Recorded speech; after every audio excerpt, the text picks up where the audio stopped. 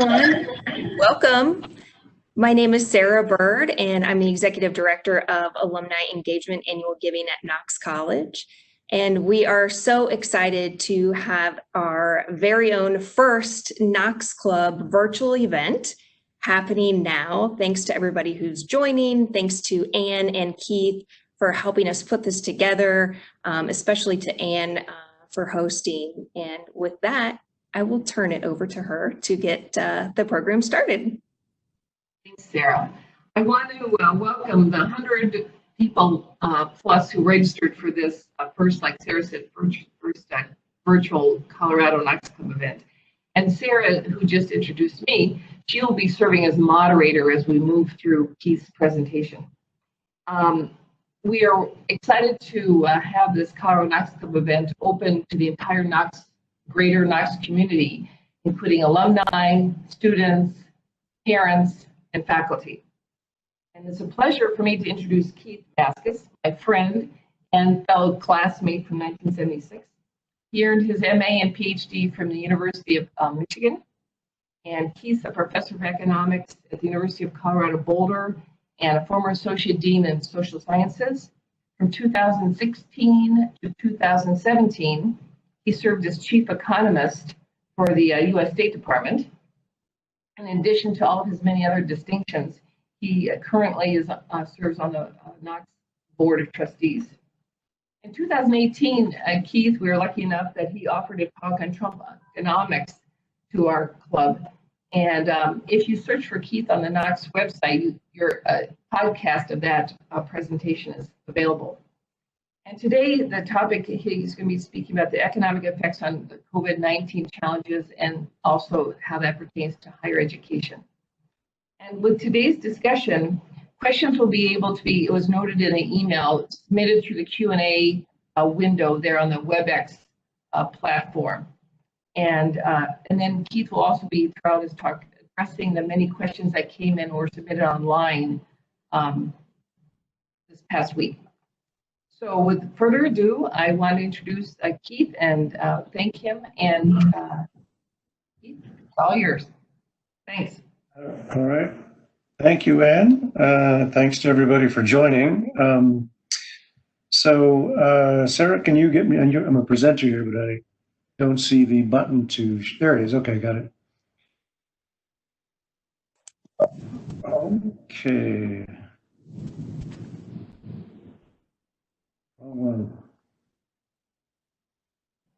Okay, hang on, everybody. Got everybody thinking. Okay, does everybody see that? Yes. Yes, looks great, Keith. Terrific, thank you. Okay. So again, thanks everybody for joining. I really wanted to do this so that the Knox Colorado Club would have an opportunity to get together, at least virtually, since we can't meet otherwise, but it was a great idea, I think, to extend this further. And what I will try to do here is peel back a little bit of the mystery about the economics of all of this stuff.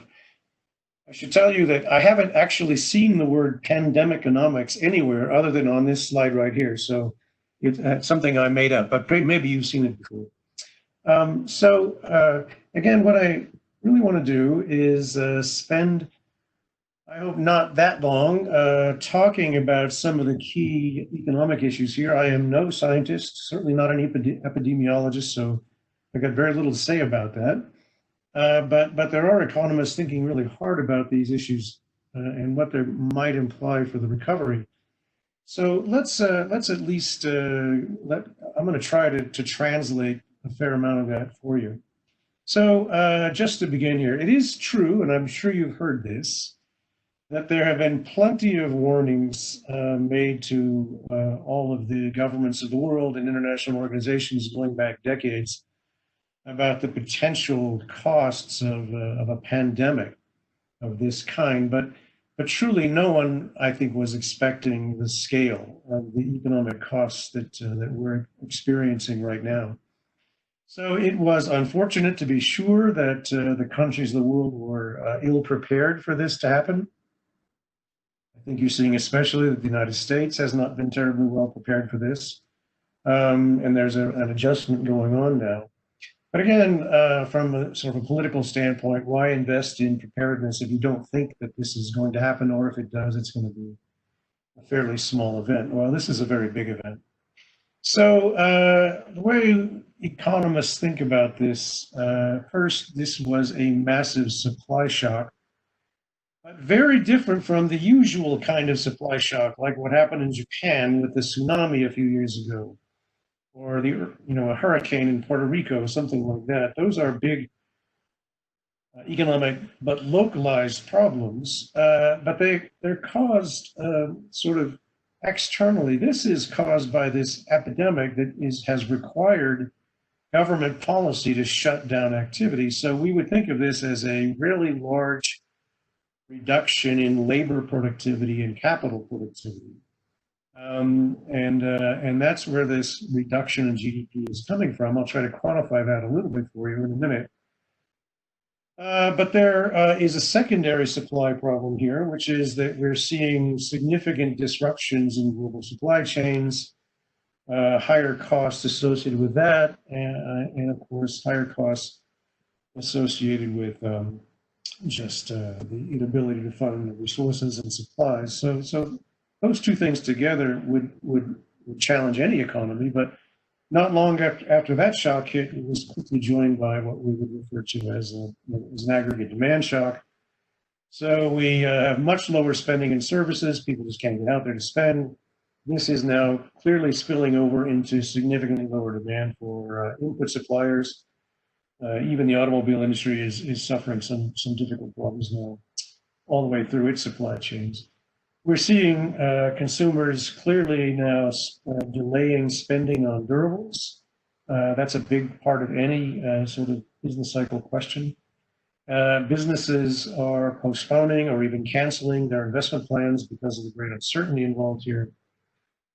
And then something that is going to become a very significant problem, I think, lower spending and rising unemployment in state and local governments, if in fact there isn't a significant attempt to try to offset their resource problems. So, putting this all together, I think most economists would agree that the size of this problem is the worst since the Great Depression, in some ways even a little bit more.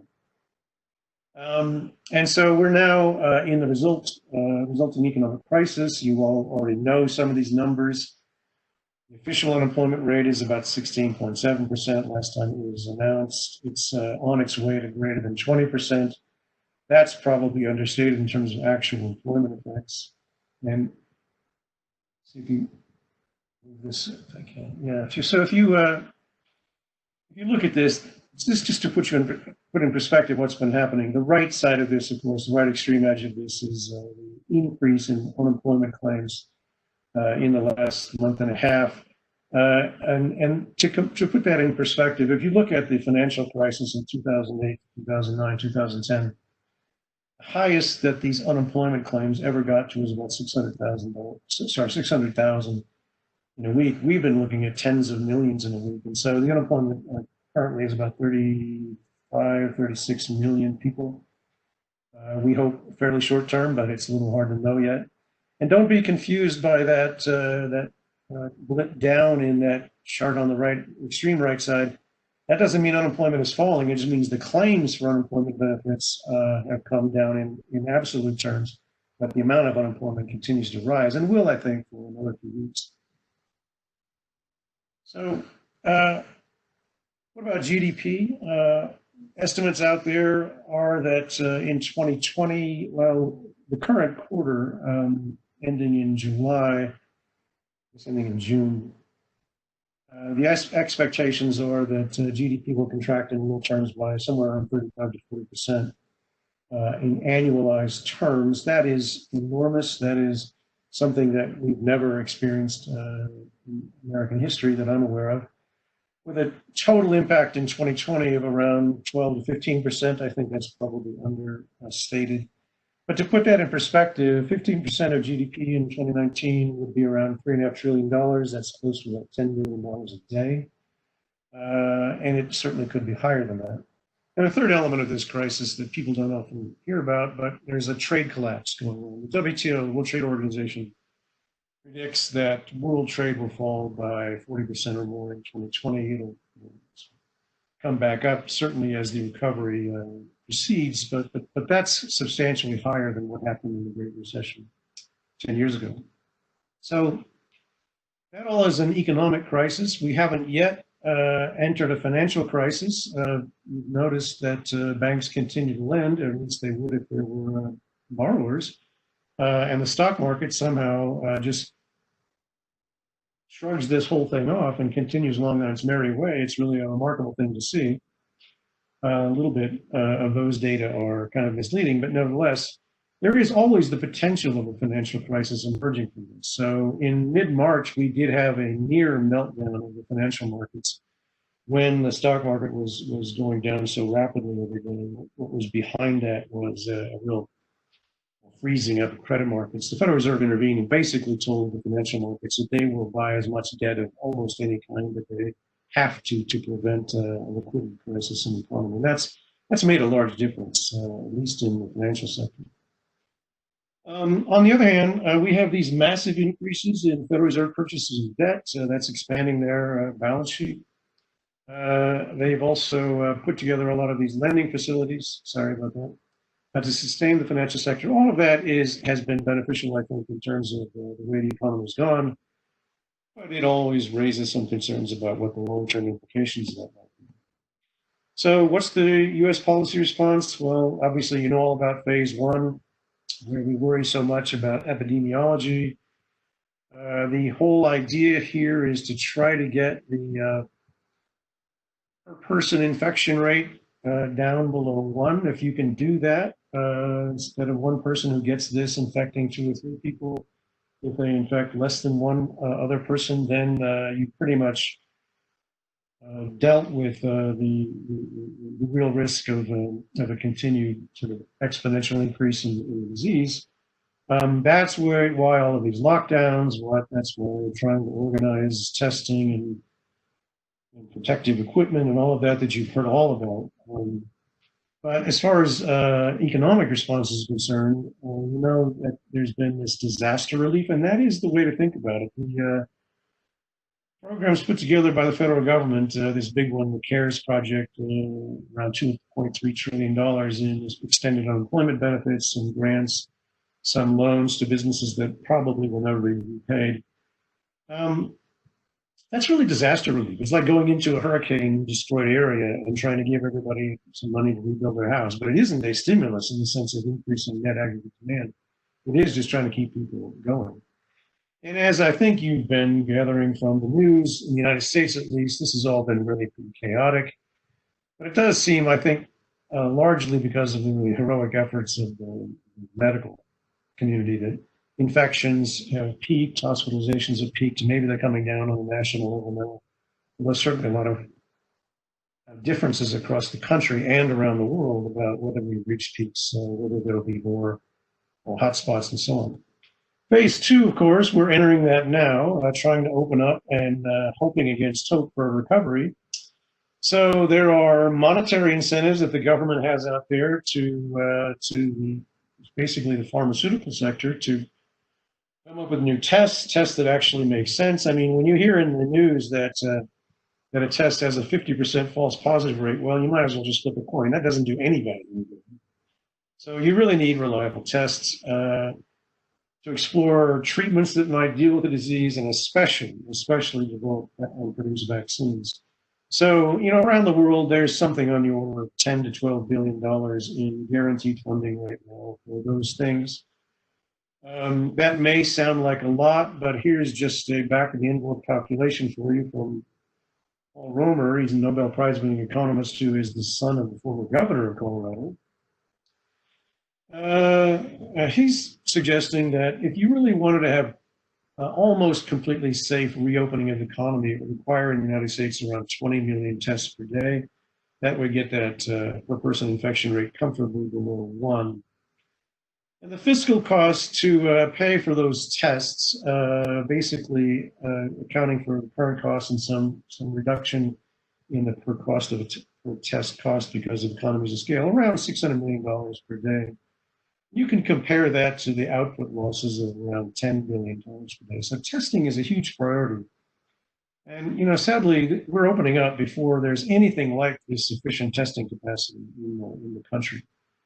We're talking a lot today about universities and colleges. I'm worried, as my university is, I imagine the college is, about whether we can actually manage this testing requirement to make sure that we don't have increasing problems going forward. And then we might certainly see some additional disaster relief. The Heroes Act, it's labeled that by the Democrats, would add another $3.5 trillion in spending. We're spending so much as income support for businesses and households beginning in July. It's not clear yet if that's going to get through, because there are certainly political concerns or political opposition to another big thing like that. I know that everybody out there is wondering about how long this recovery might take. The only thing anybody's clear about is that there's no clarity. There's a lot of uncertainty about the speed of the recovery and the shape of the economic recovery. There will be a recovery. It may take some time, but the economy has always come back, and it certainly will this time. But this is a question of how quickly and under what circumstances. So what are the key factors this is going to depend on? Well, first, of course, the effectiveness of these continuing sort of half-distancing measures at keeping infection rates down. It's impossible, really, to prevent young people from getting together and avoiding this social distancing. I think the best you can do is just sort of shake your head at that, but it's going to happen. Continued large fiscal support that would be better targeted. I don't think the first project was that well targeted at all. The next one needs to be better targeted, and in particular include lots of support for state and local governments. That's just not me complaining because I'm a state employee. I really believe that. Third, getting into the psychology of this thing, we really need to see a restoration of consumer and business confidence to get consumers to spend. Right now, I would say the betting among economists is there's not likely to be a rapid recovery in consumer spending. The sort of indexes we have of consumer confidence indicate that it's way down, and consumers are more likely to engage in more saving for precautionary purposes, at least for the next period of time. And will businesses actually see a reason to invest or even to open up? I mean, I'm not sure how many restaurants are going to open up if all they can do is sell half of their capacity. It may not be worth it for them. So these are all uncertainties. We can make guesses about them, and I'll make my own guess in a little bit, but we really don't know a lot. And then number 4, and maybe the biggest one, is how quickly are we going to see vaccines produced or developed and produced in massive quantities. So if you've been reading about all of this, the standard vaccine development period is 8 to 10 years. That clearly is untenable in this situation. I think there's some reason for optimism here. It certainly looks like there are certain vaccines that may be fairly effective and could be online by the end of this calendar year or middle of 2021. That would be much faster than anybody would ever have expected. But it's going to raise its own issues, like are we going to have some kind of coordinated policy among countries to decide on the priority with which people will get these vaccines, because it will necessarily be a limited rollout. I don't know. We're just going to have to see. Already there are signs that countries propose not to do that and to prevent any vaccine developed in their own place to escape their borders. So we're going to see how that goes. But I'm actually reasonably positive about the prospects for that. And why is that so important? It's because this thing is never going to go forward until we have these vaccines, and something like 2/3 of the population has been vaccinated. So there are 3 basic hypotheses among economists. The optimistic one, the Donald Trump proposal here, is a V-shaped bounce back where the economy is back to where it was. We're living a normal life by the end of this year 2020. That, I would argue, is essentially impossible. You saw how quickly employment dropped, unemployment rose in a matter of weeks. That was extraordinary, but it's not going to come back that fast at all. It takes time for businesses to reopen, to rehire people. A lot of these folks were laid off. They're not just held on to bankrolls as they might have been, or payrolls, I should say, as they might be in Europe. And it'll take some time. And as I said, there are some questions about whether consumers will decide to spend. A variant, a somewhat less optimistic version of this is the Nike swoosh. That is to say, to argue we're near the bottom, starting to turn upwards. Confidence returns quickly, and maybe so, because the stock market certainly seems to expect some confidence. And we'll get another fiscal stimulus, at least another one, which is effective this time. Under those circumstances, you might see growth picking up sharply in 2020. We're certainly not going to get back to where we were, but returning to its trend in sometime in maybe mid-2021 to late 2021. That's certainly not impossible, but I think unlikely for reasons I've already mentioned and we'll elaborate on in a couple of minutes here. The moderate view is something like a W-shaped recovery where you have these episodic partial shutdowns until there is an effective vaccine. That could easily last through 2021 before growth picks up again. Problem with that one is, talking to sort of psychological economists, every time you do one of these shutdowns, even if it's episodic and regional, that does deal a blow to consumer and investor confidence. So you have to hope that doesn't happen. And I will say this whole business of the president pushing for the economy to open now before we have sufficient testing capacity to really be safe about it is a massive gamble. But I can understand it. The damage that's being done to the economy as every month goes by is pretty big. And so we need to try to get back on some form of growth. And there's the pessimistic view. There are economists who believe this, I don't, but that would be the long sort of L-shaped recovery where the economy kind of stays depressed for a fairly long period of time. It might grow slowly for several years before returning to trend. In the business, we refer to this as the 90% economy, basically something like 10% below GDP trend for a long time. That may not sound like much, 10%, but it really is.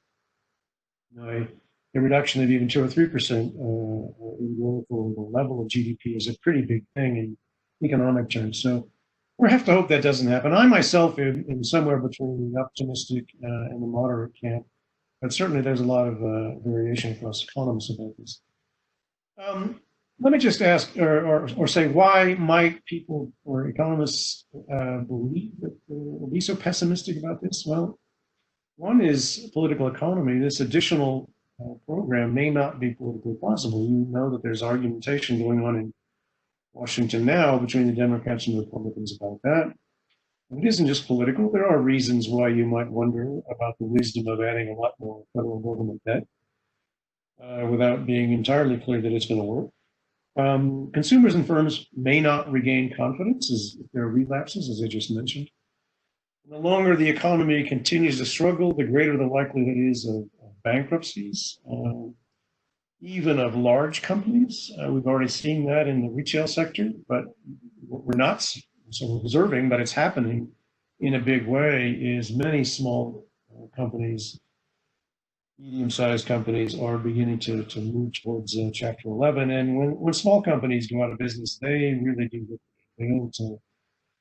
They don't just get reorganized and figure out a way to not have to pay off their debts. They really do shut down. In that case, the employment growth problem, the next bullet point, becomes much more difficult. You get the slow employment growth, as we had at the last recession.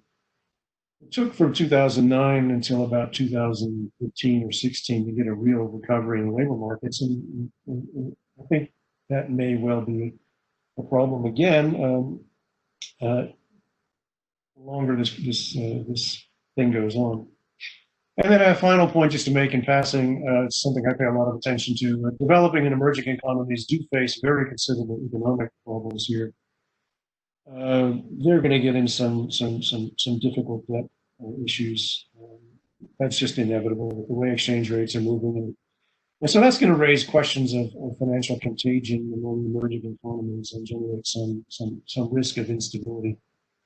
globally. So that's the really awful scenario, I think, possible, but less likely than the others. And the difference, of course, is that the nature of this initial shock is fully external. Once the disease goes away, you're going to see a rebuilding the economy that may take some time, but it certainly will rebuild instead of have this long-term damage that slide would suggest.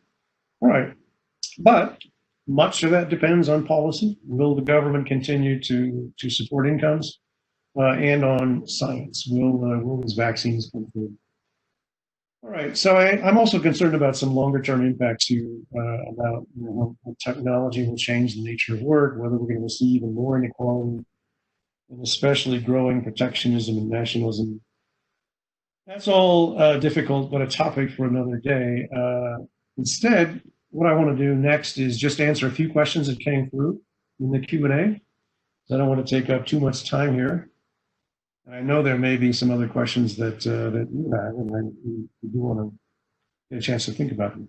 So these answers in italics are just shorthand. Let me try to get through a few of these. And I will say, I got a few questions about personal finance.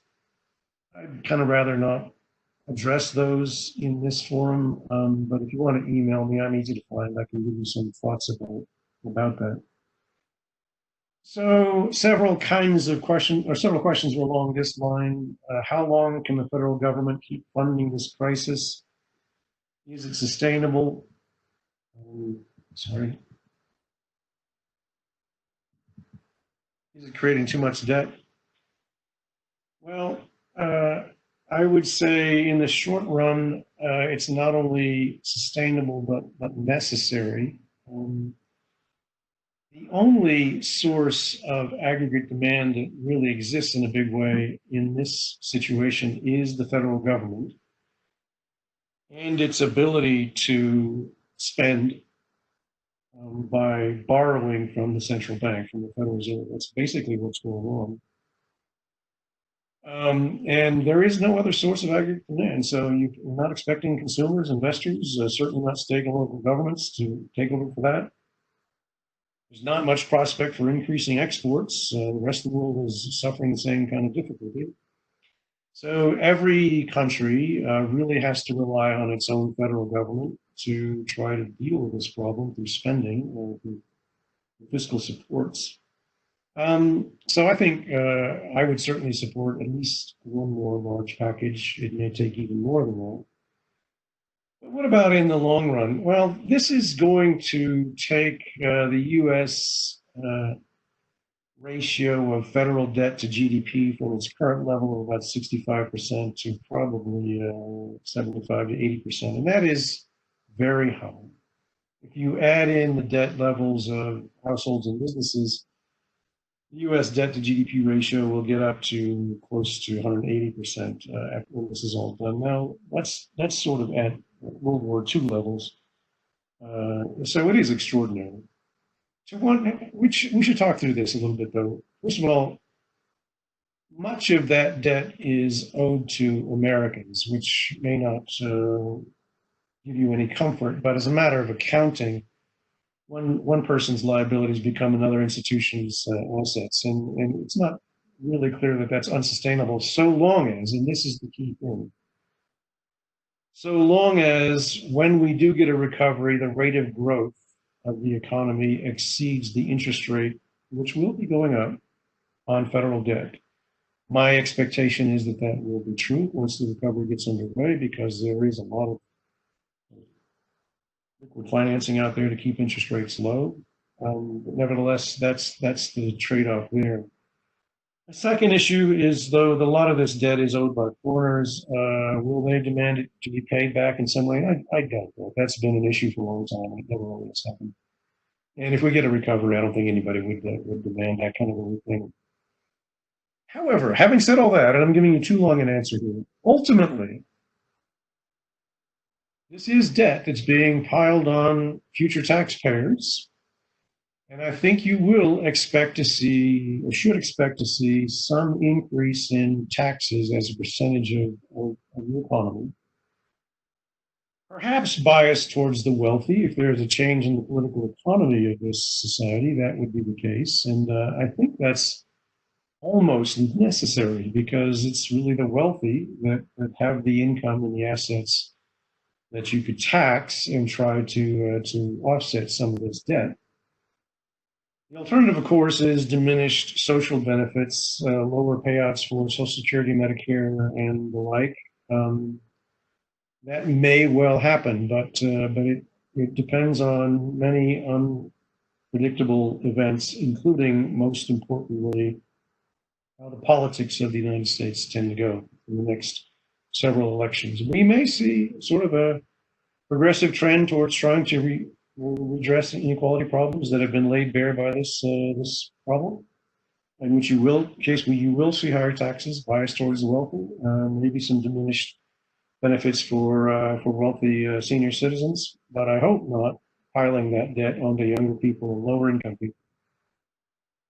So what is this doing to state and local budgets? In a word, this is potentially catastrophic if the federal government doesn't intervene. Colorado is not that big a state in economic terms. It's certainly a rapidly growing one. You've already seen here furloughs and layoffs that are already greater than what happened in the big recession.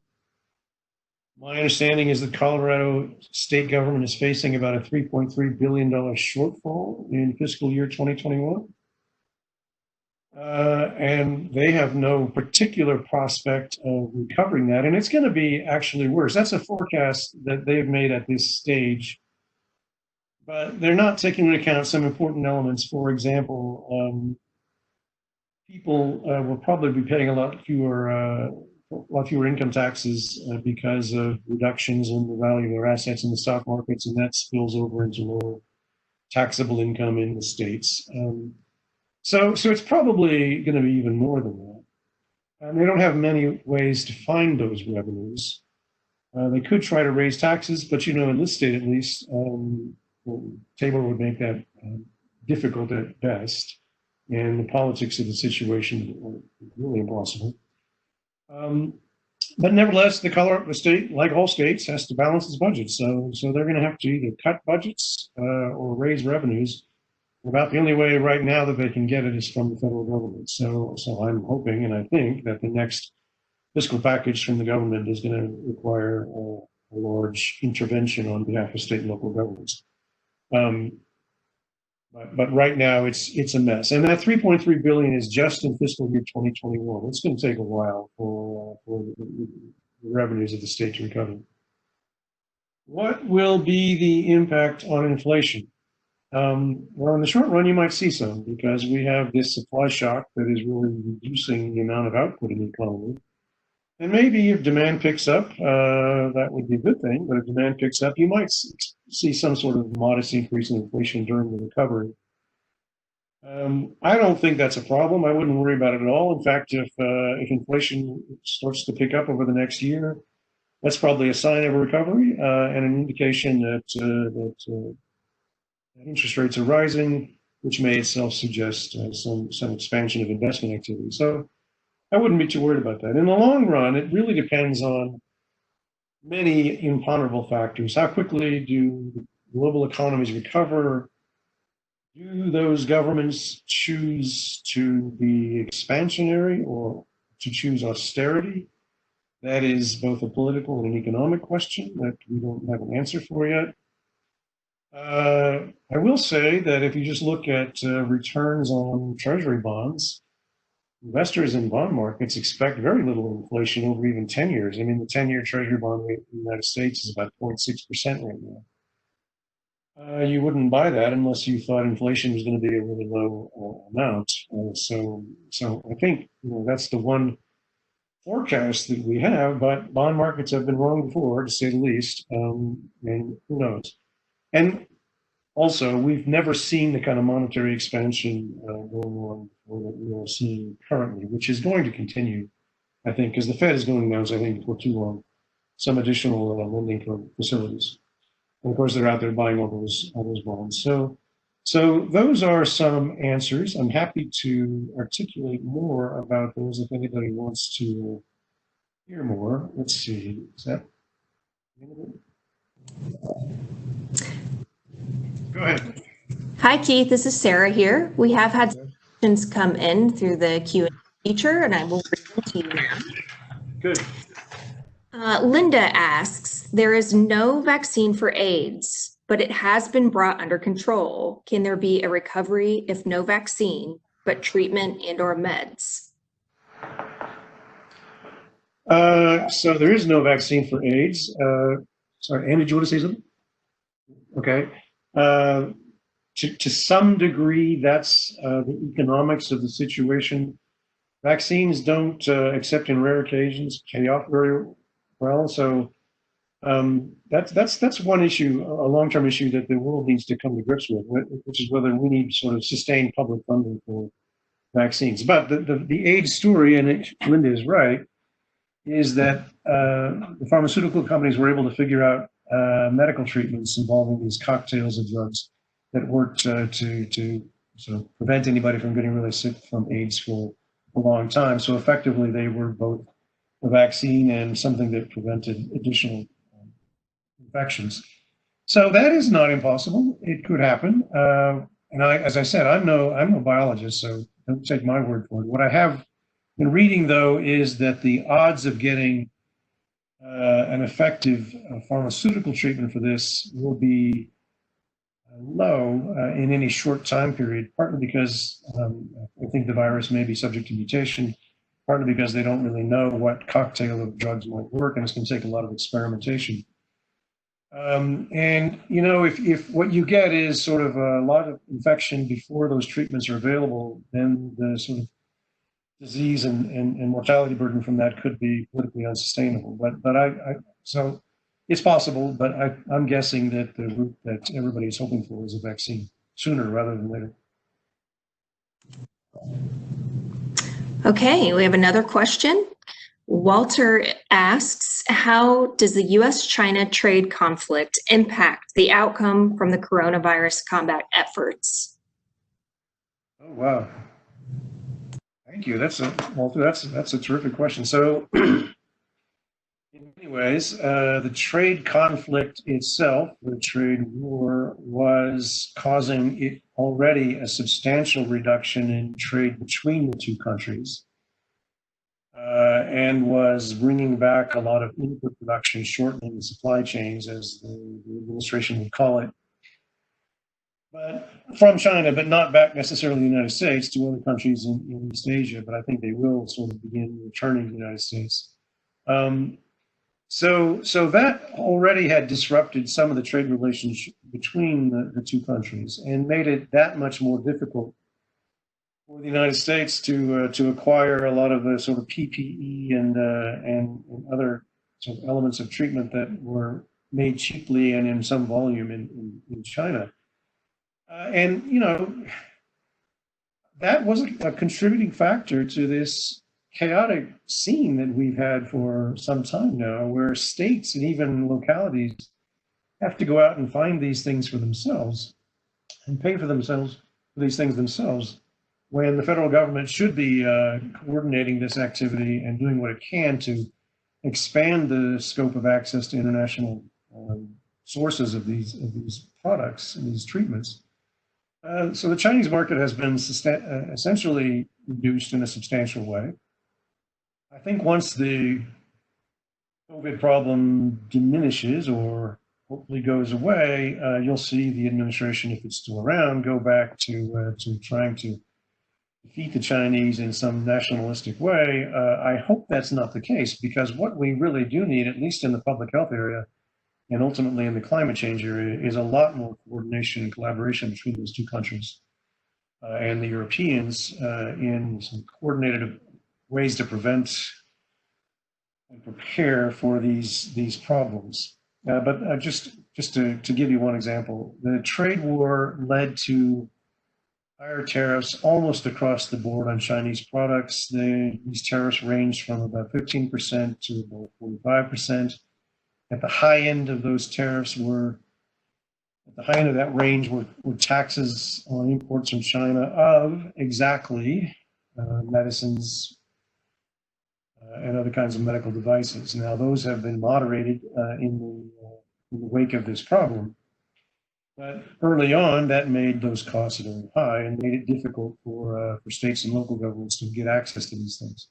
So again, I think it was not a positive element at all in this whole story. And I hope going forward that the administration considers more carefully what are the ultimate long run and broader impacts of those kinds of trade conflicts.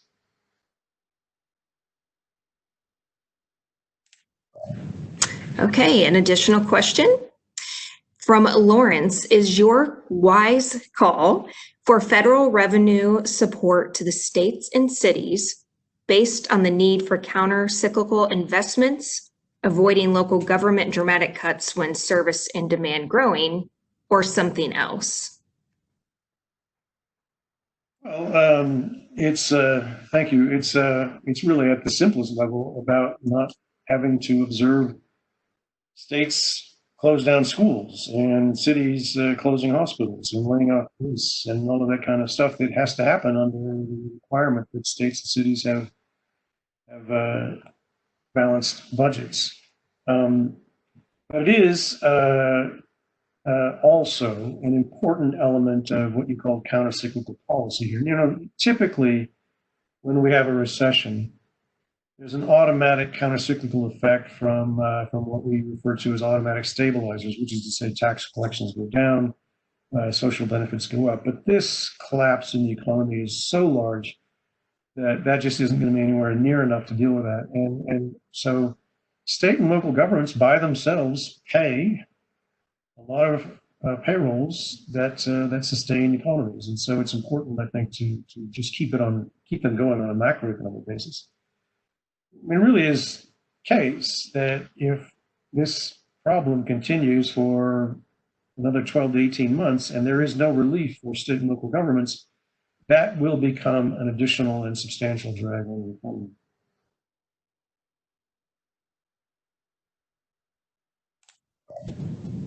Okay, Keith, it seems like that's all the questions that we have so far. I would invite folks to continue submitting questions into the Q&A feature. And I think at this time, Keith is going to ask President Amat to say a few words. Not quite. Okay. We'll get there. I'm actually going to cue her up a little bit. Great.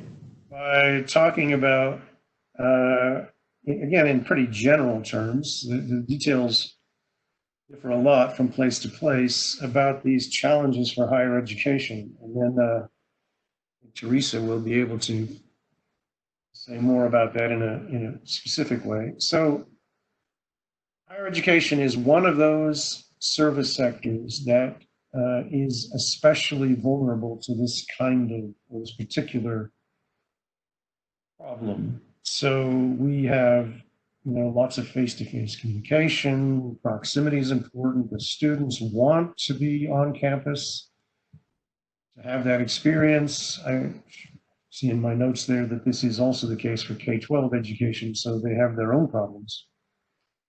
That kind of communication, that kind of proximity, it's essential. We want to get back to that as soon as possible and as comprehensively as possible. But there are challenges, both short-term and long-term. Short-term, it literally means that. What are we all going to do in the fall? I mean, there is some question. How many students will return?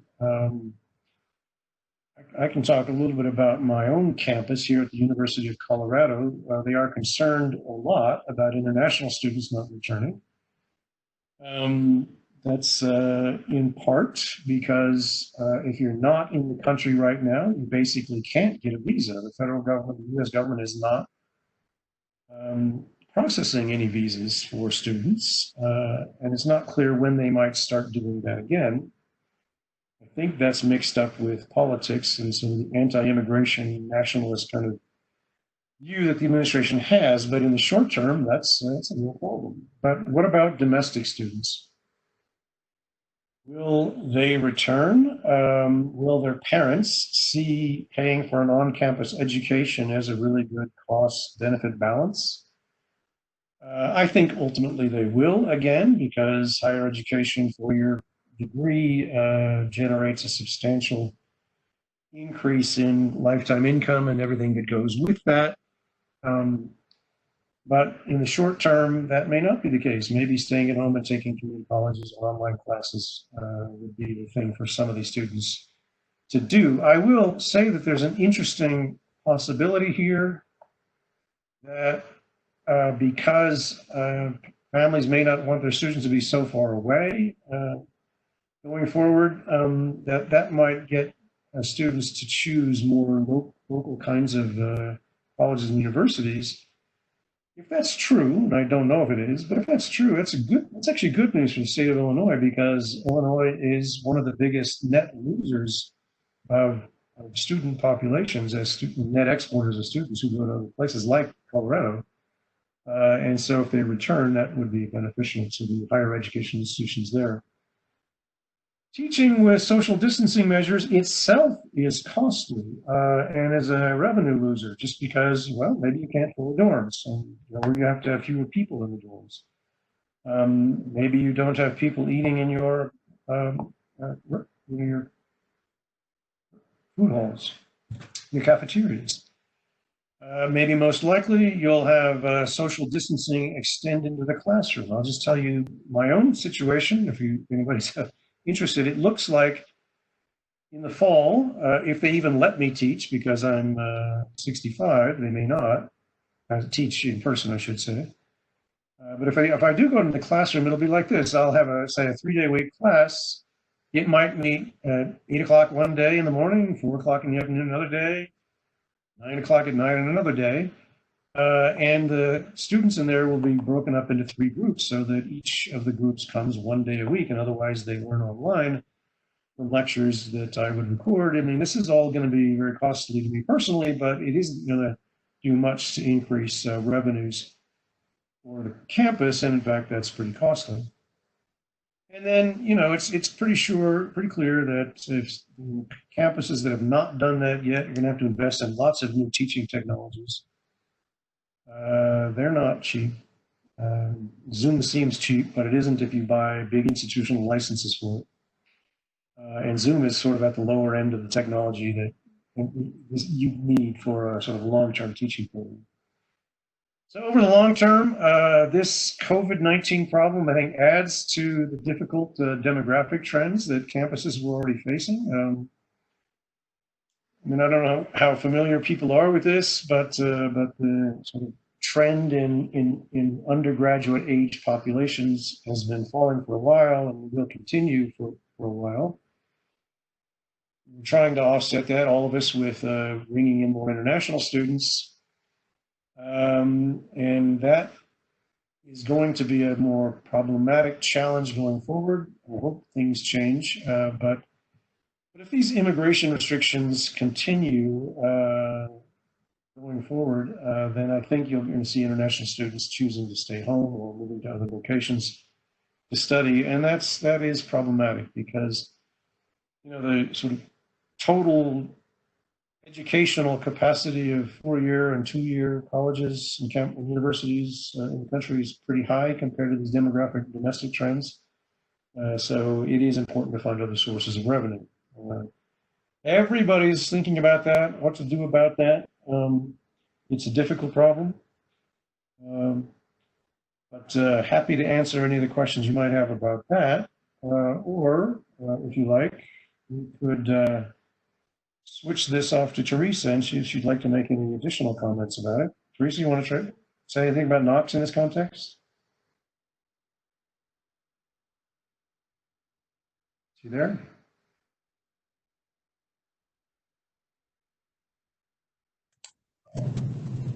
Hold on one second, Teresa, you are muted. Oh, really? Oh, thank you. Okay, I was just saying, if you had gotten the Q&A for Keith, we could return to that, and if not, I'll jump in. Anything new for Keith? Yes, we actually do have some new questions for Keith. So, okay, please go ahead. Okay, so Harry asks, how does the pandemic impact the elasticity of certain goods and services? Will some services become more expensive due to social distancing restrictions? And will some goods become more affordable due to increased production? Well, okay, thank you.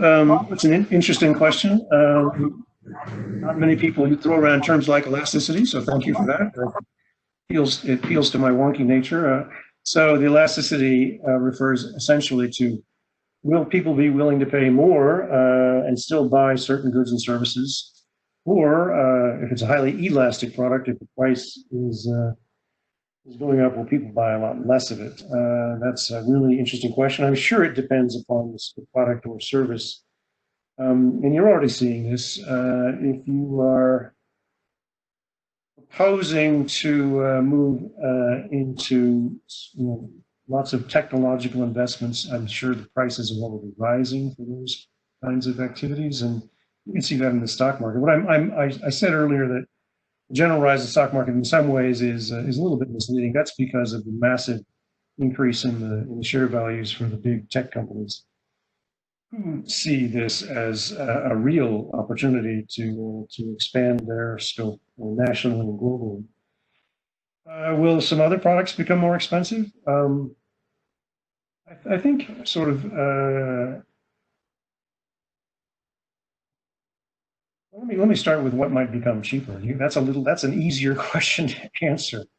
At least for some period of time, you're not going to see as many people going out to these very personal face-to-face kinds of service activities. And so, it might be that airline tickets are cheaper. It might be that restaurant meals are cheaper. Having said that, if that's the case, if that's the way the market moves, that's really a problem, right? Because airlines need to sell as many seats as they can. If they can't sell those seats, they're going to have to try to raise their prices. The same thing with restaurants. If they can't sell tables, they're going to have to try to raise their prices just to meet their costs. And so that probably means that it's going to be some time before those sectors return. An interesting question about prices might be what happens to wages. After the several pandemics in the past, wages actually went up because, basically it killed a lot of the labor supply. That's not going to happen this time. But you do have to wonder if workers are going to be more particular about the kind of work they take and the working conditions under which they're willing to serve. And if that's the case, you may see the sort of net prices of some of these goods go up, but that's unclear. Right now, we have a massive degree of unemployed workers out there.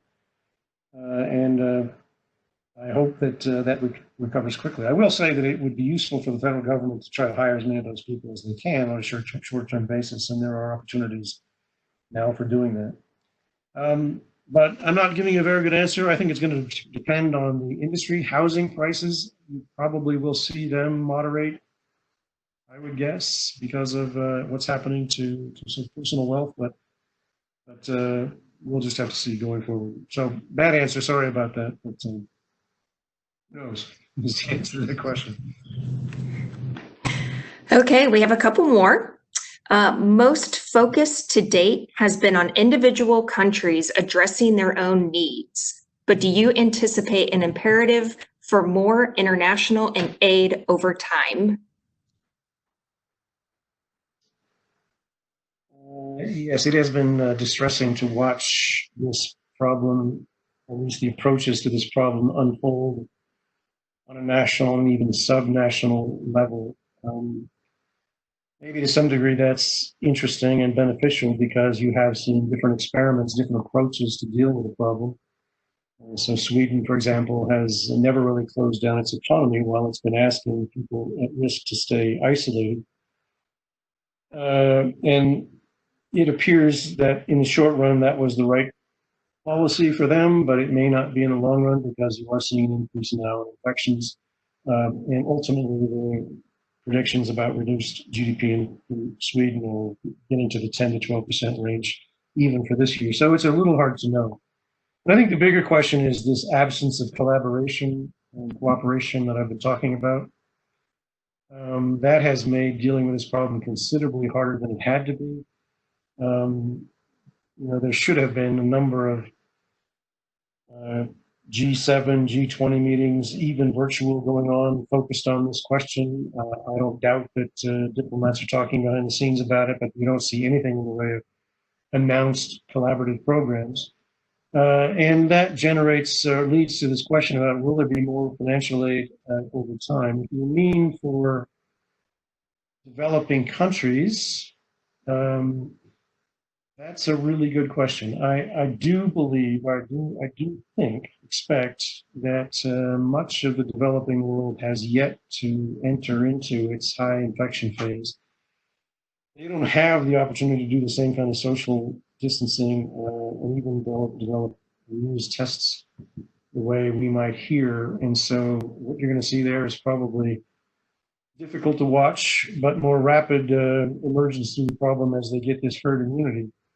But if it's really the case that this generates an extension of poverty in much of the emerging developing world, then there will be increasing demands, claims for aid, or more likely debt relief, debt forgiveness.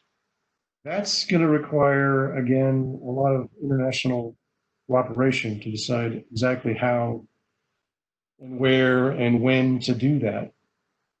So I'm hoping that we get a change in attitude, at least in some of the more nationalistic countries, towards exactly that. But I do expect that at least the major financial institutions like the Federal Reserve, the European Central Bank, the IMF, they will be doing everything they can to increase global liquidity, to make sure that there aren't insolvency and liquidity problems in as much of the developing world as they can participate with. But it's a massive, massive task. And I think you're going to see increasing calls for this kind of support. There will be a political backlash. I don't doubt that, especially here. So just stay tuned and see how that goes. But yeah, I think the demands for that will be large. And I would support trying to do at least something about that. Okay, and then this question ties it back to higher education. What factors vary across institutional type, public, non-for-profit, private, not-for-profit, community colleges, and nonprofits? If you had to drill down, what top 3 economic recommendations would you make to small liberal arts colleges like Knox? Oh, okay. So there are a great many differences across these institutions. Structurally, they're all facing some variant of the same problem, except maybe community colleges, but they're quite dependent on state and local funding. So we'll just see where that goes.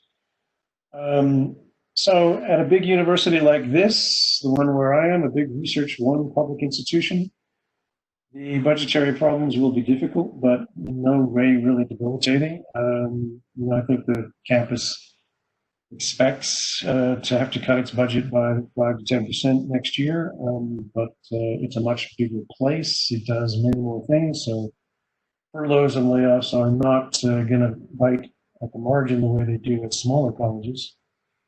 And we still have large revenue sources coming in from grant activity and from large foundations. So it's not that big a problem, I think, in the big research one universities, although, of course, if you listen to them, they will all tell you it is. Everything's relative. Private nonprofit institutions, there are many who will do fine. That'll be a while before they get back to where they were, but their endowments are sufficiently large and sufficiently flexible that they'll be able to weather this pretty well.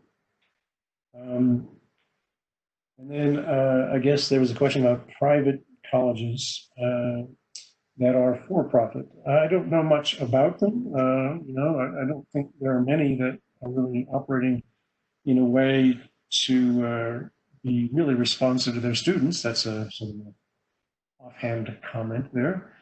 But it's unlikely they'll be making profits anytime soon, and maybe they'll be going under, some of them. However, what is the source of their revenue? Even though they're private institutions, it's federal loan guarantees and so on.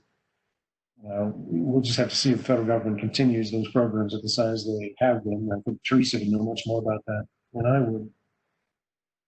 What three things would I recommend to small, not-for-profit liberal arts colleges? Well, we've all been trying to think through that a lot for quite some time. In the short term, it's going to have to be some combination of endowment spending and cost cuts. I don't want to say anything specifically about Knox, but I think that'll happen, but in a way that's sustainable. In the longer run, it's going to have to be a way to find distinctive elements of your education that make people want to go there. Knox does that very well in many ways. It's one of the really fine liberal arts institutions in the country. But there are many of them out there who are not that distinguishable in what they do. And despite efforts they're all making, it's an increasingly challenging environment. And I guess the third thing I would say, this is not a statement about Knox specifically, it's just about where this market is going, thinking creatively about new programs, even graduate programs, professional programs that expand the opportunities that colleges offer to new classes of students.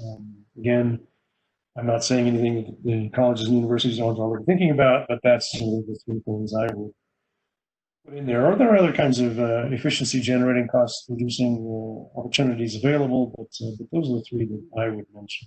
If anybody out there has other ideas, we're all anxious to hear them.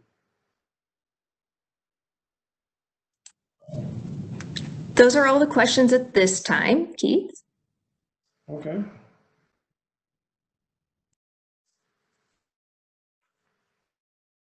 I will say, before you do this, before you get into this, Teresa, there's another question that I had earlier that I thought was really interesting. So maybe I'll go back. This had to do with comparing what's going on now to the pandemic in 1918. Now, I'm no historian either, so I'm going to rely on the tenor of the question and my little bit of knowledge about this. So the question is, look, 1918 influenza was terrible. It killed globally more than 50 million people. But just a few years later, we were in the roaring 20s. What happened? How did this economy come back so quickly? Should we expect something like this now? Can the economy have a similar response?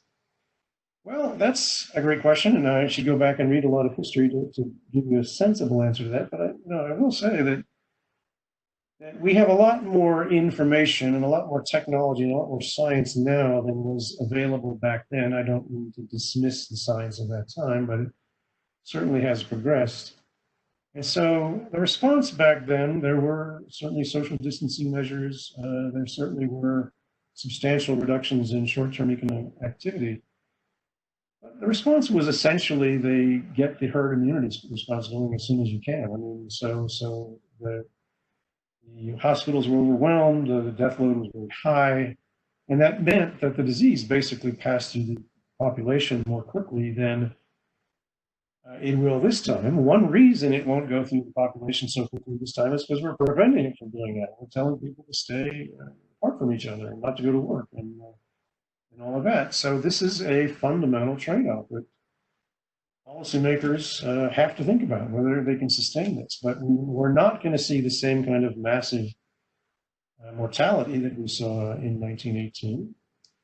But neither, because of these policies, are we likely to see the rapid recovery of the economy. There weren't a lot going on in terms of macroeconomic policies back in those days that generated that. It was just that the pandemic came and went reasonably quickly, not as quickly as we might like ever, and that you had the ability for businesses to recover. And I will say, paradoxically, it may be more difficult now for reasons of regulation and so on to reestablish businesses than it was back in those days. I think that's a fair statement. It may mean some bigger time delay this time. But on the other hand, the trade-off here, what we're doing, we're basically paying a lot of GDP to avoid millions of mortality, millions of deaths. And I think that's the trade-off that at least we've made so far. I'm not opposed to that at all. But it is time to start thinking about how to get the economy at least starting to recover again.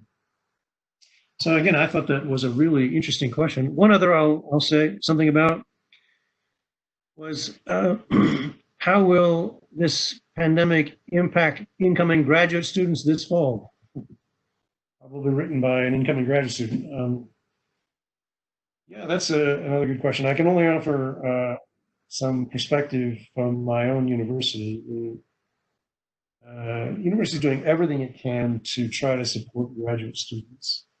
But it's almost inevitable that with the revenue drops that we're going to experience for a year or two will mean that graduate programs are bringing in fewer graduate students and increasing the teaching load on existing graduate students. Now that is simply one institution.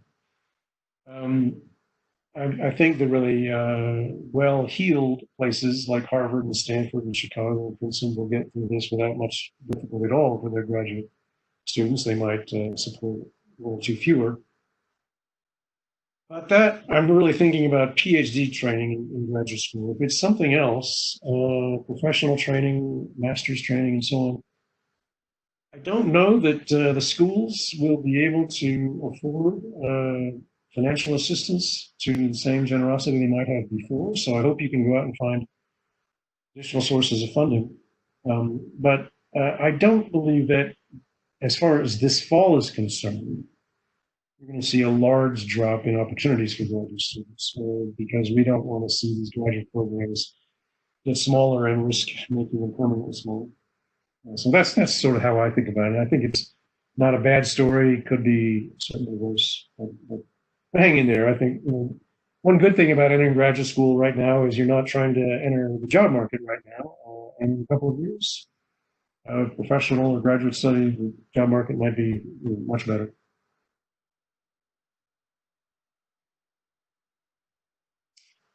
Okay, I think I'm done with that. Shall we turn it over to Teresa here? And then she may elicit some questions as well. Okay, happy to do so. Thank you, Keith. Naturally, as a fellow economist, I was hanging on every word, but I was really struck, Keith, by the reason that people call it the dismal science. We are often called upon to describe these calamities, such as the one that we're currently facing in the economy.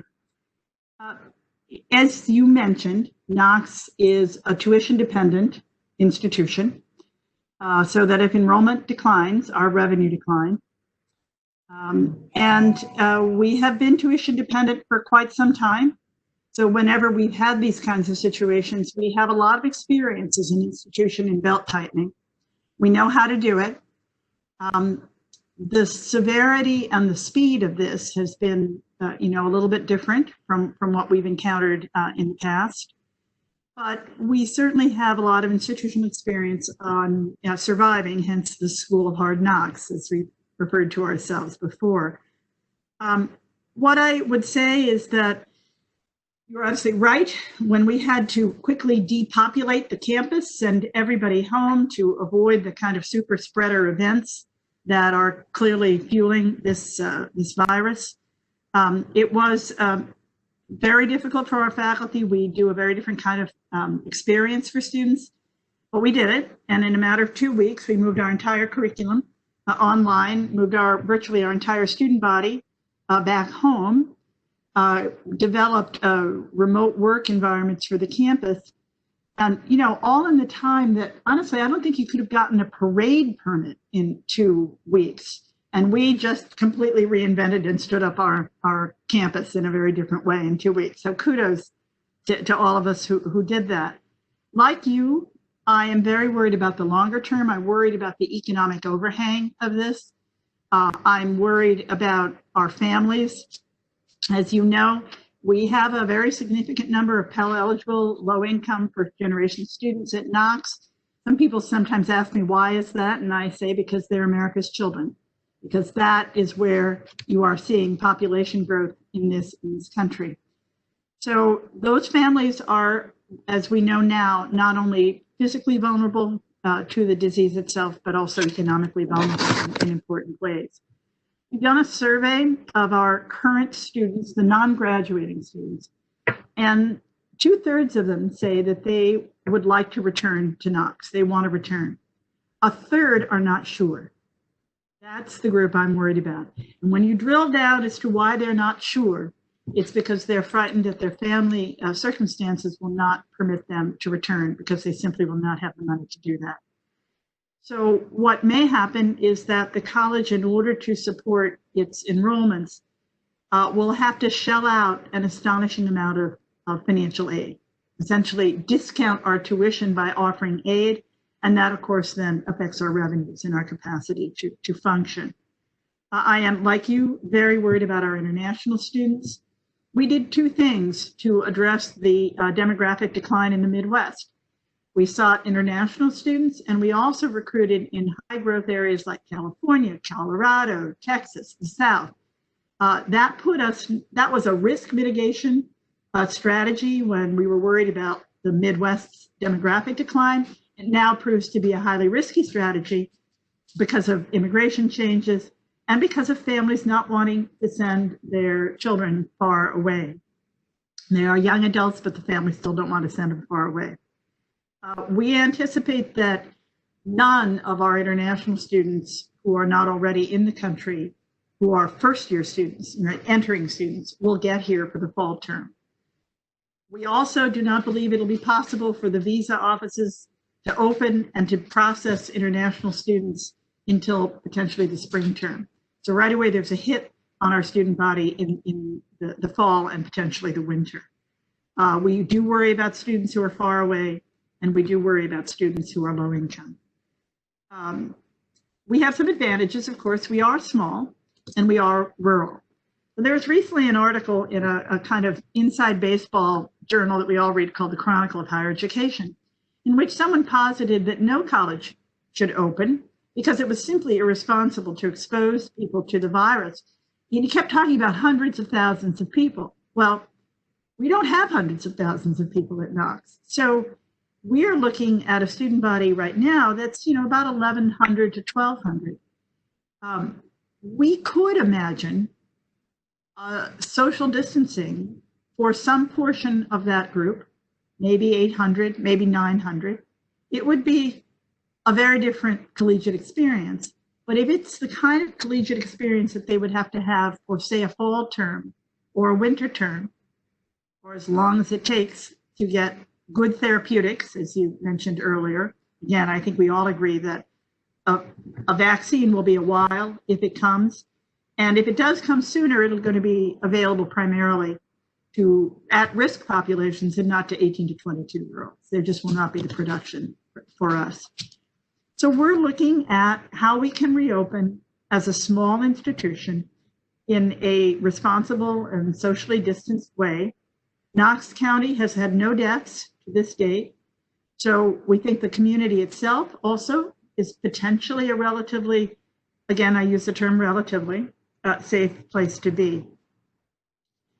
We have to have a curriculum, though, that could turn on a dime. In other words, if there is an outbreak, if things turn, if there's a second spike, any of these things, a super spreader event, and we do have to, again, depopulate the campus as we did before, we're going to have a curriculum that is far more flexible than we've ever had in the past. In addition to which, we will have faculty who are in a high-risk group. You have a president who's 68 years old, for example. So there's going to have to be remote work, and there's going to have to be remote teaching. We also have students, even though that by age they may not be in a high-risk group, they may not be highly vulnerable, we certainly know that there are other conditions that could put them at high risk, make them vulnerable to infection. Among them, obesity, for example. So we recognize that there may be students who will have to have remote learning. So we're going to have to do some remote learning, and we're going to have to learn from what we've done this term to figure that out. I think your point about federal stimulus, I cannot say more strongly how important it would be if you are a Knox alum to write your congressperson. If you're a Knox alum, you probably also went to graduate school. You don't have to just be talking about small private liberal arts colleges. You could advocate on behalf of the big flagships or the regional publics or community colleges. The reality is that higher education, we are economic engines and anchors in our community, and we are about investment in the future. If we do not have stimulus funding, a bailout, if you will, that assists the higher education sector, we are going to forfeit the future for 2 to 3 years of a generation of young people. And we just can't afford to do that in the country. We can't afford to do that for reasons that this pandemic is making, to me, at least, abundantly clear. Who are the heroes? The scientists, the doctors, the people working on AI, the public health people, the public servants, people who are addressing really complex issues of urban planning, transportation. These are all people who are educated, and they've been educated broadly and liberally. And so my line now is the world needs liberal arts college graduates more than ever before. But liberal arts colleges need the support of their graduates more than ever before. So write your congressperson, please. Secondly, give to your alma mater. We are this year, for example, seeing an extraordinary number of Knox Fund gifts, Knox Fund donors coming back for a second or third gift. They're hearing more about what is happening in higher ed, hearing more about what is happening at Knox, and they're writing us another check. They're saying, I already gave, but I know that the college needs my money now. So I'm grateful for those people. I think it's very hard to think about a small place in the Midwest when you are facing essentially a global calamity. But I think we all understand that the solution to these kinds of global calamities rests in the kind of education that we can provide. As we think about the fall, we are thinking about the risk mitigation. We are talking about testing for reentry, so when students come. But again, we only would have to do maybe 1,000 tests, and maybe we only have 200 people come at a time, and we test them, and then we wait, and then we move them into residence halls. Another group comes. We could stage that because we are small. We're also looking at surveillance testing, which we would have to keep doing on an ongoing basis to try to identify whether there is community transmission.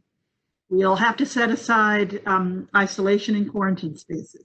I just got an email from our Vice President for Student Development saying, we think we might need to have some part-time CNAs, nursing assistants, who could participate in caring for any students who need to quarantine if they are in fact infected.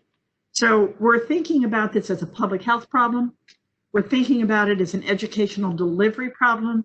How do we deliver in a socially distanced framework? If it's a class under 10, for example, we could manage that. We have classrooms where we could spread 10 people out 6 feet from one another wearing masks for the fall term. Would people chafe at that? Quite possibly. But we have a strong communitarian feeling at Knox. We have a feeling that we are in this together. And I think we could develop a kind of social contract. Students, faculty, and staff. I had a student write to me. He's actually, he's the incoming president of Student Senate. He wrote to me the other day, and he said, it was just so funny. He said, Teresa, I woke up this morning and I realized you're in a higher risk group. Now, why he should wake up thinking about his elderly college president, I don't really know. But God bless him, right, for that. So I think we could pull this off. I think we could have a safe, personal kind of teaching experience, even in the fall. But I also think that there will be limits to families' capacity to pay for this. And that's where, my pitch always comes into the end. We're looking at public health, as I said. We're looking at increased financial aid and scholarship for families. We're looking at really innovative ways of delivering education to people. And I think the long run, actually, there will be cost savings that we have learned to do this time that will stay with us forever. there will be less travel. There will be less entertainment. There will be more WebEx and other forms of low-cost meetings and events. We've learned some things from this experience that will permanently lower our cost curve, but it will never lower our cost curve to an extent that causes us to be competitive, say, with a fully remote environment. The only other thing I would mention is athletics. A lot of people are saying, will there be fall sports? Well, the answer to that is we don't know. We know that there'll be some fall sports. One could imagine cross country. One could imagine golf. One could imagine some that can actually be done in a socially distanced way. The football and the basketball, those get different. Those are different issues. Basketball, obviously, football, to a certain extent as well. So we don't know the answer to that yet. We could start later, have fewer contests. We could practice with small numbers of people on a field. But that is a big question that is out there for us. And happy to take any other questions if you have them. I know we're running a little late, but I wanted to get all of that out. Thank you, Teresa. We do have a question for you. What was the percentage of international students at Knox in spring 2020? What percentage of students were from Illinois in spring 2020? The international student percentage, and I'm going to be in the ballpark, somewhere around 18%, I would think, in spring of 2020. I will tell you that there are 165 students living on campus right now who could not make it home. And the vast majority of those are international students who are still on campus. The Illinois percentage has gone over the decades from 65% to closer to 35 or 40%.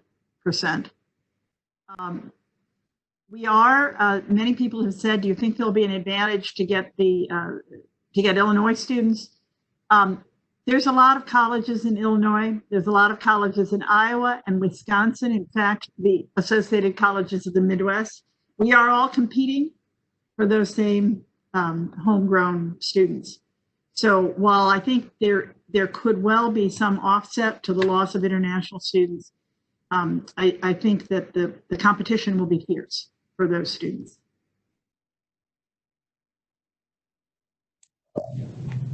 Okay, and it looks like that we have another question. This may be for Keith, and I just lost it. Let's see here. Will the environmental impacts from COVID-19 reduce some of the economic costs from global warming? Well, have you got a week? Let's see. So we've all seen the news stories about dolphins swimming in the canals of Venice, which actually turned out to be fake news, but they are much cleaner in the short run. And then air quality seems to be improving because of the reduction in all of this economic activity. So that's something, but I don't think I would conclude from that you want to try to permanently reduce economic activity in order to try to deal with climate change. It would have that effect at some level, but on the other hand, you generate fewer resources to try to build the technology and the resilience to really be prepared for it. So I think if there's a positive element of COVID-19 here, it is teaching us a lesson that these international based threats that are scientific in nature, biological, physical, weather, chemical, they don't negotiate with anybody. They just do what they do. And we really have to start being much better prepared for the ultimate costs of climate change as it's coming. And that means a lot more preparation, a lot more international collaboration, and I think a lot more public funding for technologies that are necessary to try to deal with that and any additional pandemics that may be coming. I think that what we probably need is something like an internet, well, I don't know how you guys feel about this, another international organization sort of gives you fatigue, but something that really is prepared to be an early warning organization based on the science that can look at where these things are going and when they might be arriving on our doorsteps. So, I take that as sort of one of the good elements of this outcome and for the long term. Whether the politics in different countries actually take up that challenge and get us moving forward on a preparatory and collaborative kind of approach to these global public problems, I think only time will tell. At present, I'm not terribly optimistic about it, but this, like no other thing I've seen in my lifetime, is a climate that really grabs people's attention. And that's kind of what you need to sort of get, fundamental cultural and political and social change going. So I hope that's what we get out of this. Okay, looks like we have time for one more question. And there was also a comment, sort of a question. I'm wondering the same thing. What can we do to convince Teresa not to retire? So that is the comment I would with. But Somebody asked a question for Teresa, yeah. The real final question, I think, is how will the endowment be impacted by these financial challenges? Is it a source of funding for some necessary? Teresa, I'll leave that to you. Okay, I think I lost you, Sarah, the last part. Is it a source of funding for what? Some necessary changes. Right. So one of the problems at Knox is that a very substantial portion of our endowment is restricted by donors. So we can't just use it for, willy-nilly. For example, there is not any portion of the endowment that is restricted to be used for new technologically enhanced instructional delivery. That has to come from the unrestricted endowment, which is the minority of our endowment. But it is absolutely a source of support for the institution. And, here again, the trustees, of whom Keith is one, Anne has served as a trustee, and I haven't actually gone through the list. Lawrence Massal, I see, is on, who's also a trustee. There are probably others that I haven't gone through the list carefully enough to see, but trustees are often described as the guardians of the future against the demands of the present. And so the trustees will weigh the future against the present and determine what portions of the endowment, how large a draw they are prepared to take from the endowment in order to bridge us to the future. But there are also just some actual constraints about legal constraints on what we can use the money for. We are right now, we are in a look, I'd love to have a $2 billion endowment. I'd love to be sitting over there at Grinnell. If only it was Knox in Grinnell. I don't actually want to be at Grinnell, just for the record. But it is the case that there are schools who have failed that have endowments of 7 million.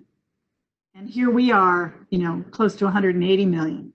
So we're in a better position than we've ever been to withstand a crisis of this nature. But the endowment alone will not save us.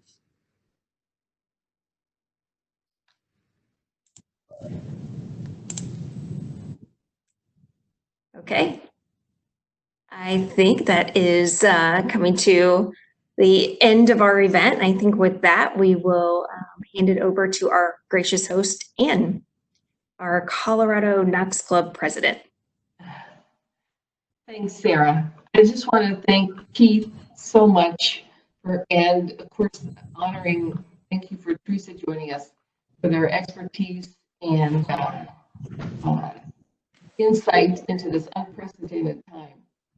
The recording of this event will appear sometime soon on the Knox website. I want you to stay safe and be well, and consider making a contribution to Knox of any size by the end of June. And then I hope to see you at one of the many virtual events that are planned for June 11th, our Knox Proud Day. And with that, I say Veritas and have a wonderful evening. Thank you so much for those of you who joined us. Really appreciate it. Thank you.